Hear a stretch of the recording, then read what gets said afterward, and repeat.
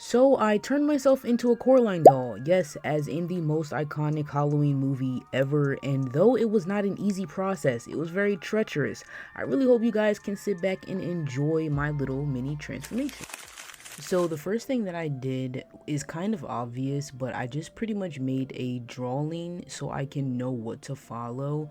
I pretty much see most doll makers, sculptors, anyone in general, you always just kind of make a quick little mock-up first just so that you're not going in blind.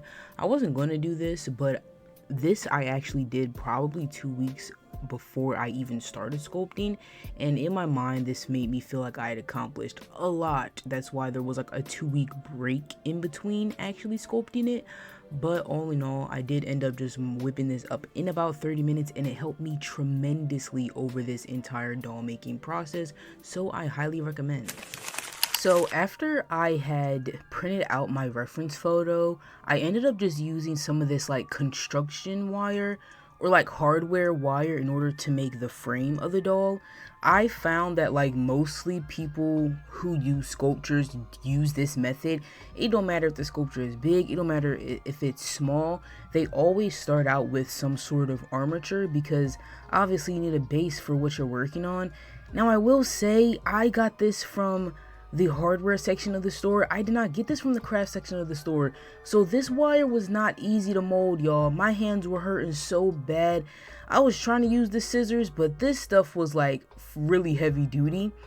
Eventually I did get it to some sort of shape that I wanted, and then I went in with tin foil, which is just another common method that people use. The tinfoil kind of bulks up the sculpture a bit so that you don't have to use so much of whatever sculpting medium that you plan on using. I probably could have done more tinfoil now that I'm thinking back on it. Like now that I'm thinking back on it, I could have used more, but I didn't. I used just enough to cover the wire so that I could go in and cover it later with fabric. I've seen a lot of people do the yarn method. I didn't have any yarn. I didn't buy any yarn and plan on really using any yarn, so I just used what I had in my house. I sew a lot, so I had a bunch of extra scrap fabric that I wanted to use, and it honestly ended up working in the exact same way that I was going to use the yarn for in the first place. So I saved a little bit of money, and I didn't really have to stress about buying like a yarn or whatever. Fun fact, this is actually from my failed Halloween costume. The reason why I'm saying failed is because I legit I'm not going to be the Bride of Frankenstein for Halloween because I ran out of time, but it was still nice to work on it. But I'm going to be something totally different, and this is just making me think about it.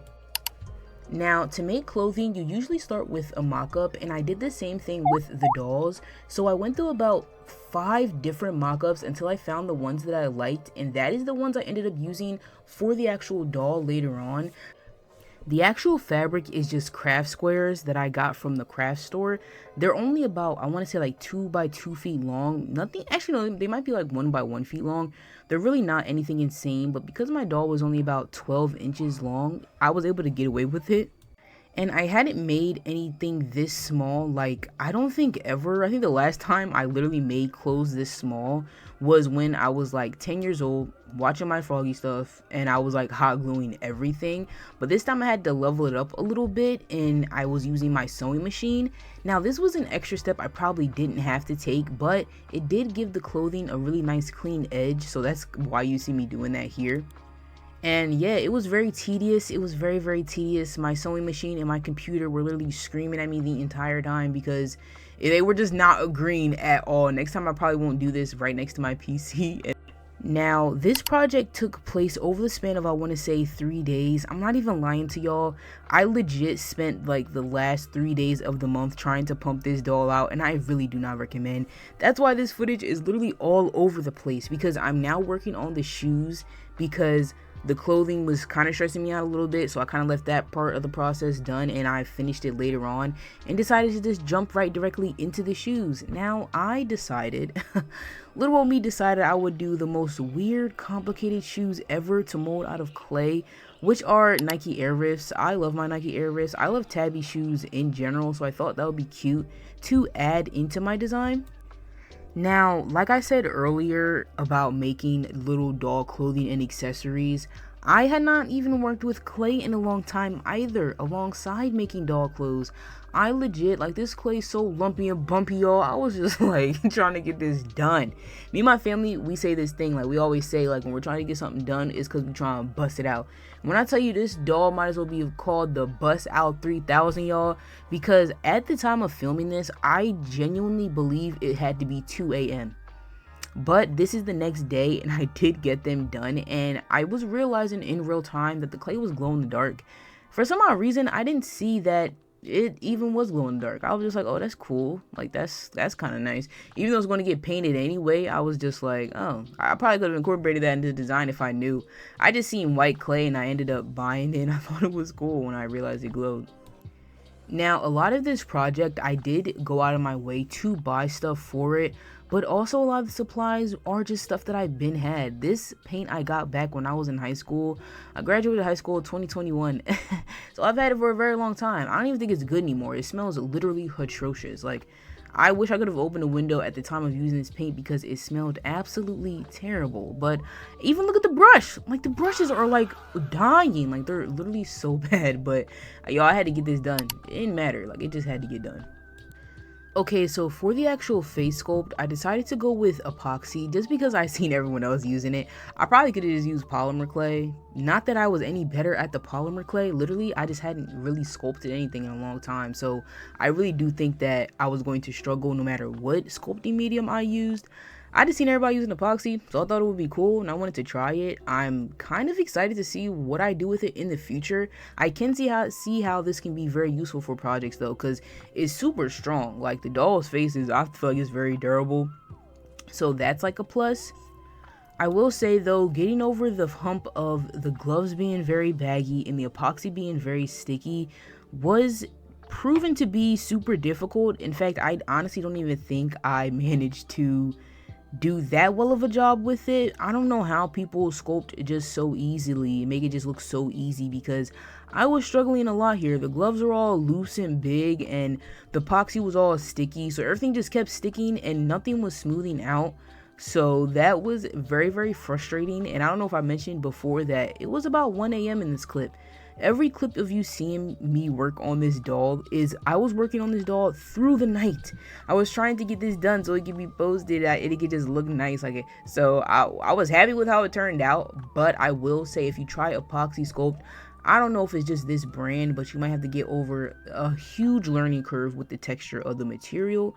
But all in all, I do think I made it work with how the doll ended up turning out. I really like it. I think it was like super cute. Now, something that I did learn when using it was that I can't be the one to smooth it out. I definitely think having a tool to smooth it out, at least with this epoxy in general, is definitely better than doing it with your hand. So I'm literally using like a nasal inhaler to smooth it out, and also working in smaller pieces. The epoxy does dry very quickly, so I don't necessarily recommend that 100%.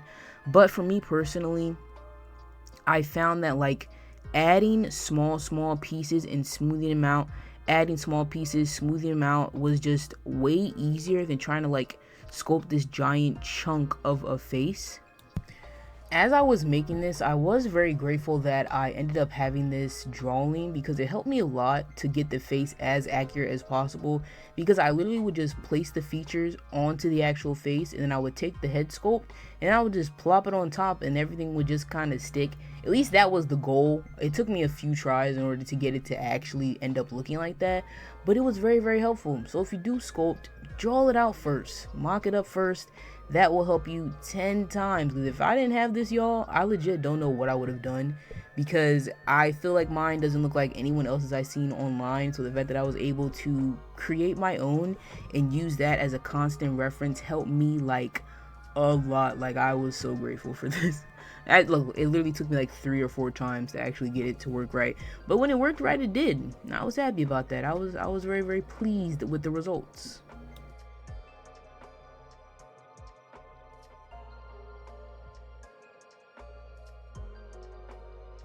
Now, once I had finished with the actual epoxy sculpt, epoxy is an air dry clay, but like I said earlier, it was super hard to mold on its own. So I went in again off camera, obviously, and I used a polymer clay to kind of smooth out a face.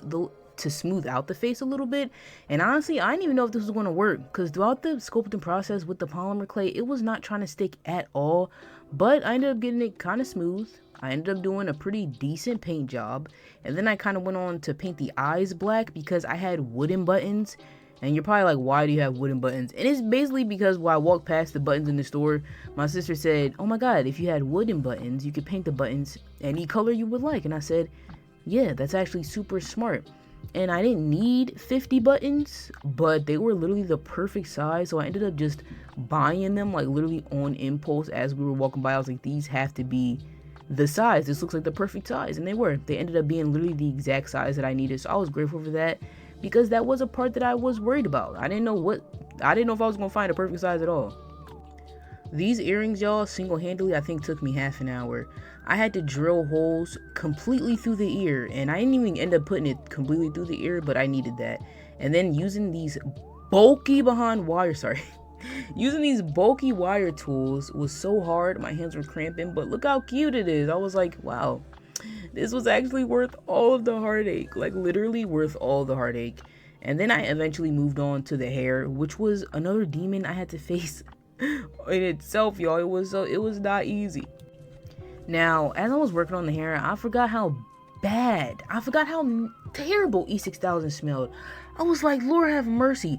It was no air vent in my room, y'all. I think I was high by the end of doing the hair, but I digress. Pretty much what I was doing was I was cutting a bunch of little strips of this yarn, and I was just placing it on the head. Now, at first, I kind of was doing it really dumb-like.